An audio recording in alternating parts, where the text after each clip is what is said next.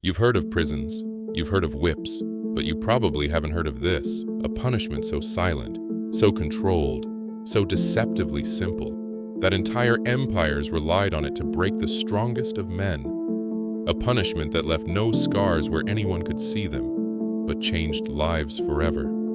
This is the hidden story of Bastinado, the ancient method of striking the soles of the feet, and one of history's most misunderstood forms of discipline. Bastinado is older than most nations.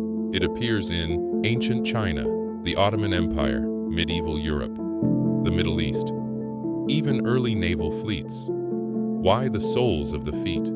Because they were considered symbolically neutral, not dishonorable like the face, not dangerous like the torso, but still sensitive enough to command obedience.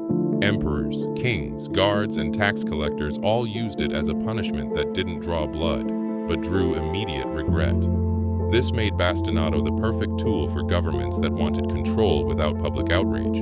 Unlike many forms of punishment, bastinado was quiet, precise, controlled, easy to administer, and left no permanent marks when done ceremonially. This made it ideal for breaking defiance, interrogating without visible injuries, punishing soldiers without dishonoring them, forcing tax debtors into compliance, disciplining servants without backlash. In many empires, it became a grim routine, a method that could be used in plain sight yet leave outsiders unaware anything had happened. The true power of bastinado wasn't pain, it was psychology. A person could walk normally again within hours, but the memory of the experience lasted far longer. Kings loved it because it kept soldiers obedient. Tax collectors used it because it encouraged cooperation, and interrogators used it because it didn't leave evidence. It was discipline, not spectacle. Punishment without public shame. Fear without rebellion. During the Middle Ages and Renaissance, bastinado became associated with monastic discipline, naval punishment, early police work, court sentencing. Sailors feared it more than flogging. Monks used it for rule enforcement. Judges used it when they wanted a punishment that stopped short of imprisonment. Records describe it as a method that yields obedience without dishonor.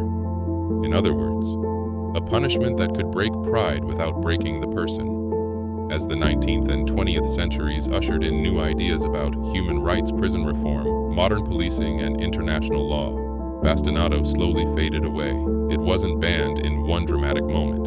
It simply became unacceptable for modern institutions. Yet historians still study it today because it reveals something uncomfortable. Power doesn't always need to be violent.